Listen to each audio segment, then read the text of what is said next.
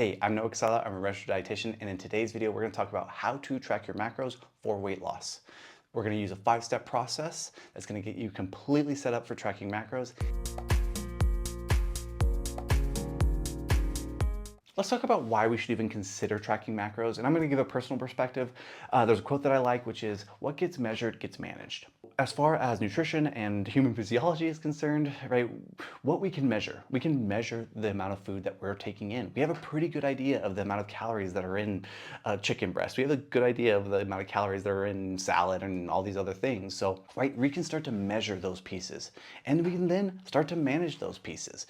If we know that, eating 2,700 calories, 3,000 calories, and, we're consistently measuring that, and we're on the back end seeing our weight, tick up or tick down for that matter, right, we can manage those pieces. We can say, hey, I'm going to drop my calories a little bit, or hey, I'm going to increase my calories a little bit. So as far as why we should track our calories, it's just a measurable metric that we can use on a day-to-day basis that we can work towards that is going to align with our long-term weight loss goals. So that's why I like to track macros, and I hope you got something away from that as well. So let's go ahead and talk about a little bit of the background information to set us up for this 5-step process in tracking macros.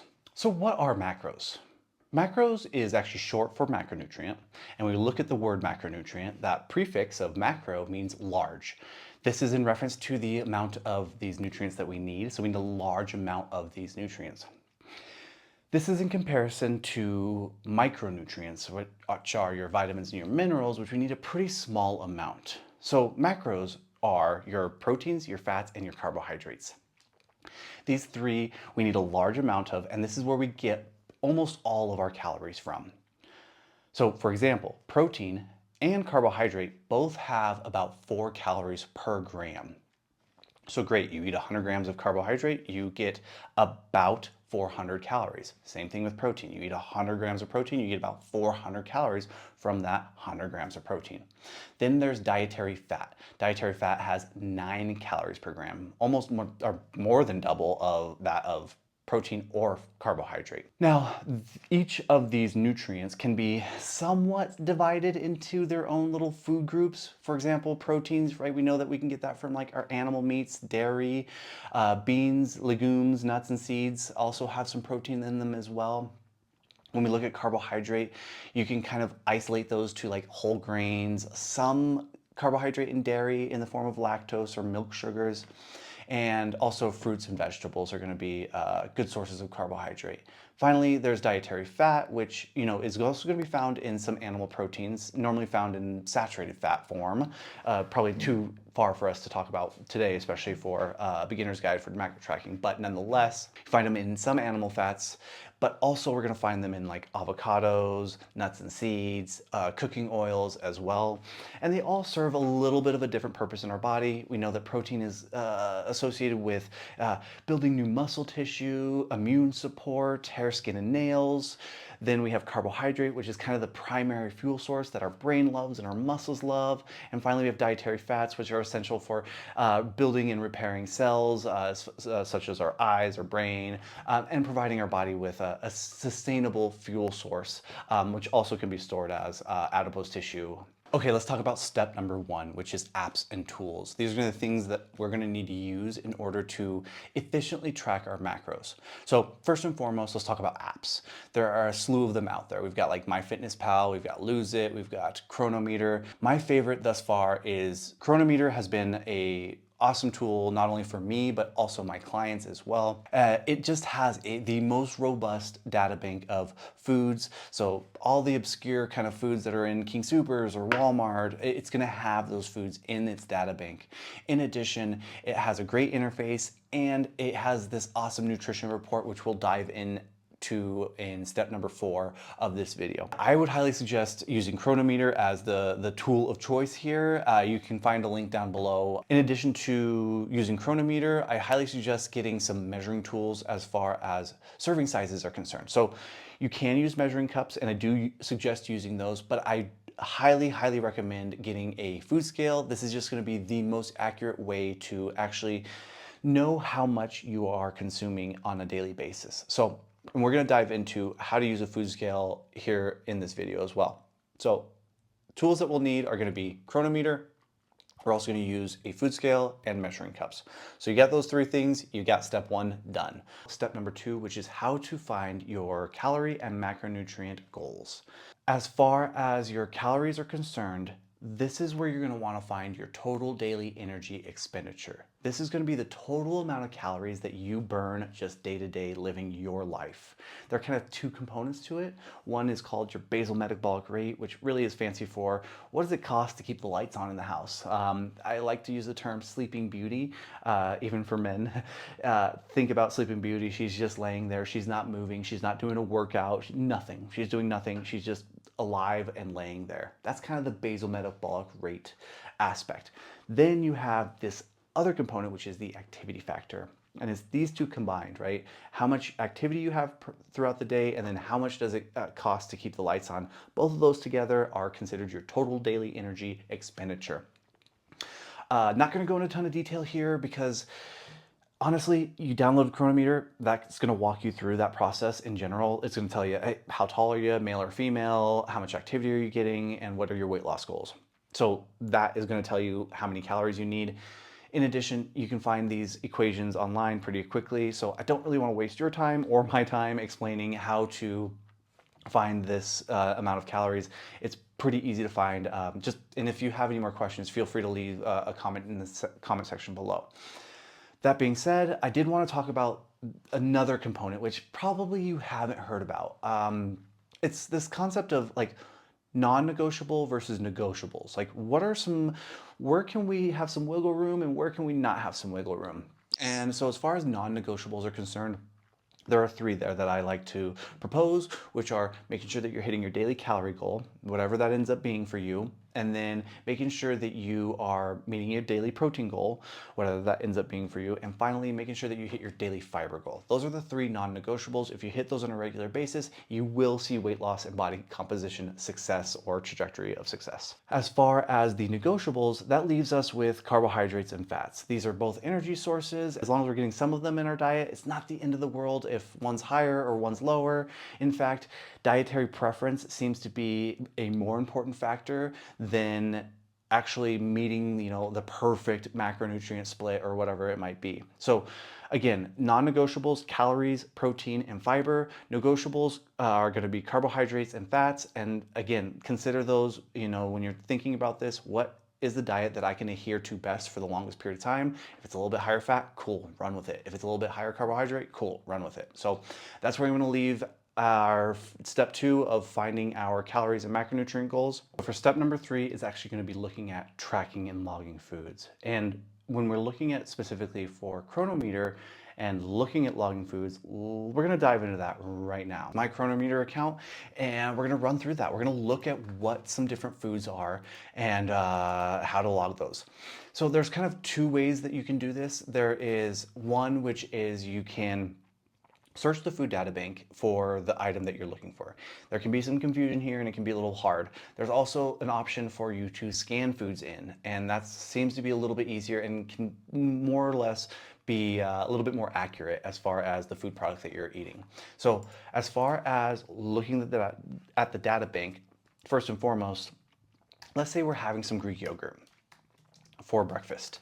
And so we add our Greek yogurt, and okay, so we have a lot of options here. And then I have some custom recipes in here as well. But we have fage, which I don't know if that's the way you pronounce it, but we have fage, we have Dannon Oikos. Again, weird names for Greek yogurts, am I right?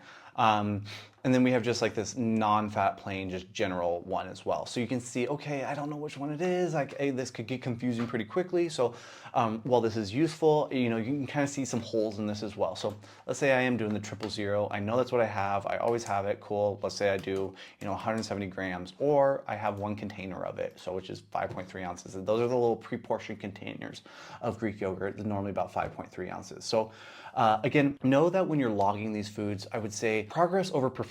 As you start to sharpen this tool or this skill set of logging your food, identifying what foods have what in them, and so on and so forth, you'll get better. You'll have a better understanding. So I'd say if you're new to this, don't get too flustered by the amount of options. Just pick one, run with it, and do the best that you can. And just know that over time you're going to get better at logging, and you're just going to get more precise, and it's just going to get better and better and better.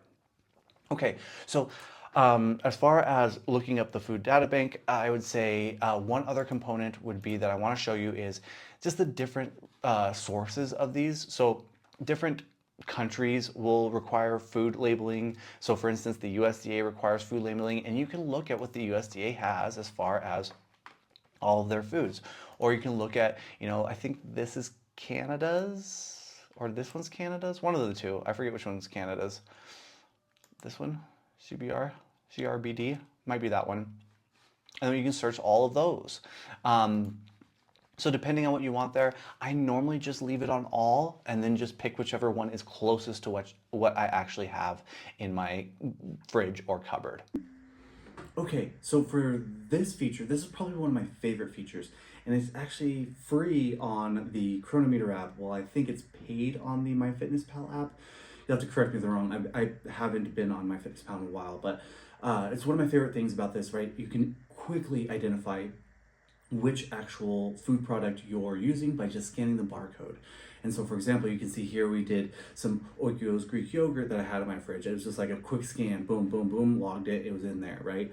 And then I think we did some chocolate milk as well, where I was just, again, quick, found the barcode, scanned that, boom, in the tracking app. The serving size set, good to go. And finally, we looked at some oatmeal where we scanned the barcode, added our serving size, and it was in. I mean, this process took less than 30 seconds overall, and it was really fast, really easy. So I think that this is probably the best and quickest way to look for the foods that you have, and when you're developing, your recipe or the meal that you ate for that category.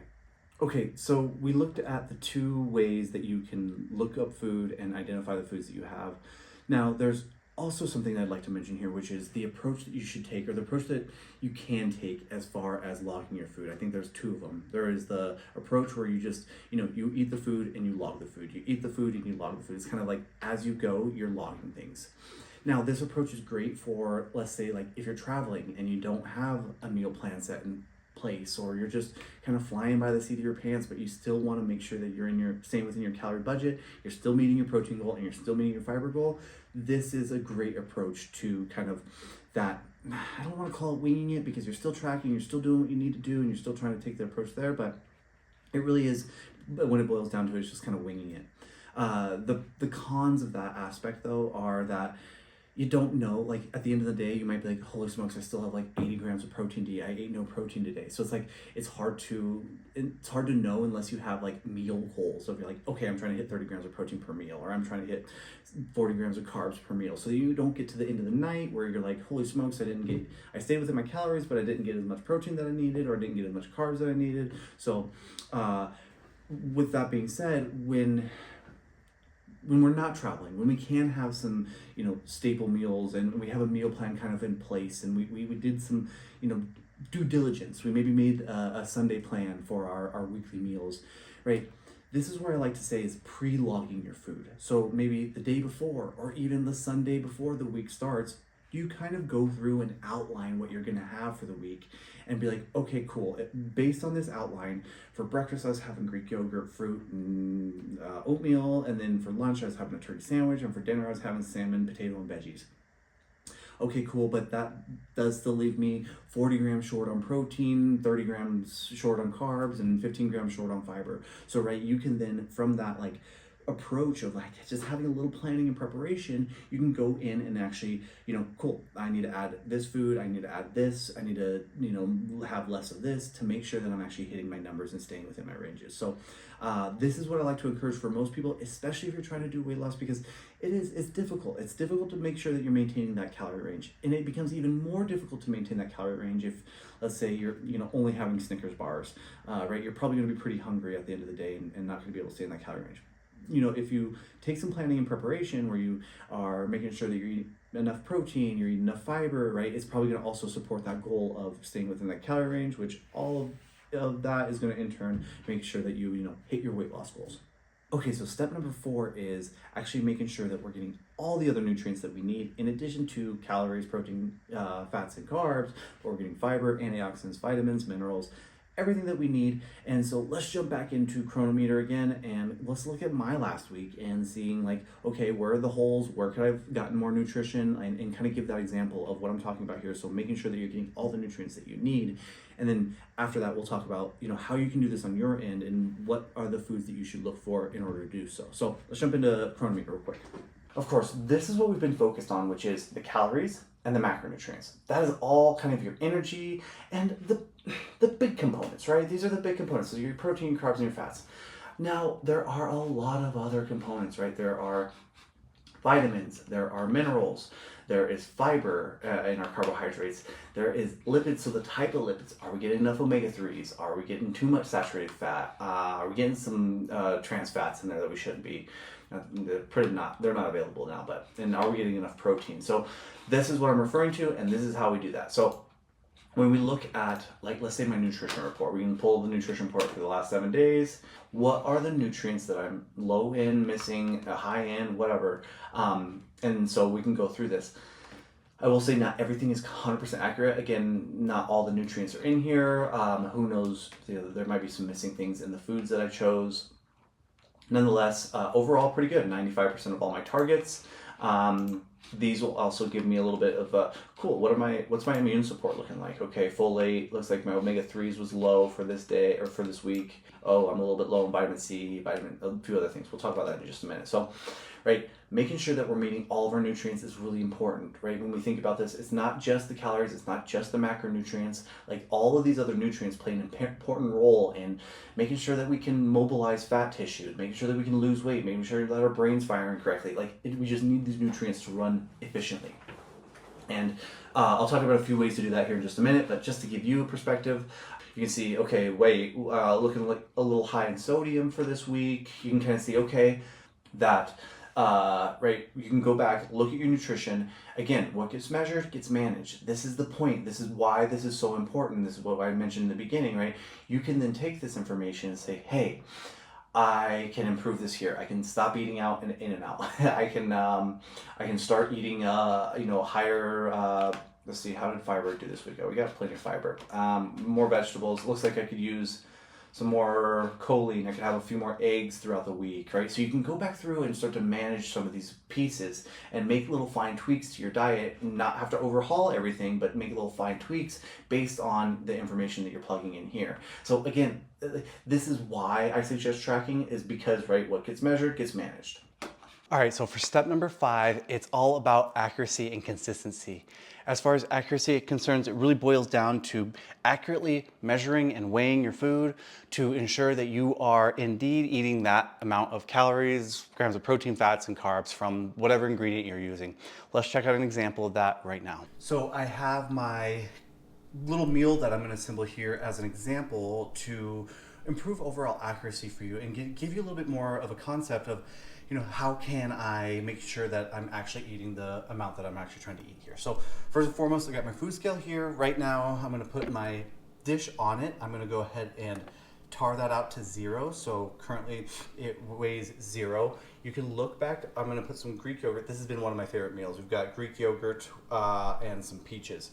So for this, as you can see here, I'll try to put this in here. You can see it's about 170 grams per serving. Personally, what I'm doing, and for this example, we'll go ahead and put 170 grams there.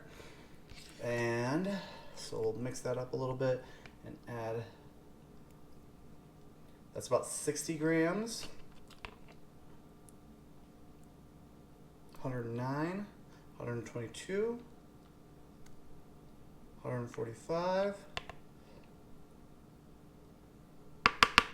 So 175. So we're going to bring that down just a tad. 72, 72, 71. I think that's close enough. So we'll leave that there. And then what I've also been doing with this is it's August in Colorado right now. So we have some awesome peaches from Palisades. So we're going to have some Greek yogurt with some peaches. And we can mix this up when we are ready to eat it.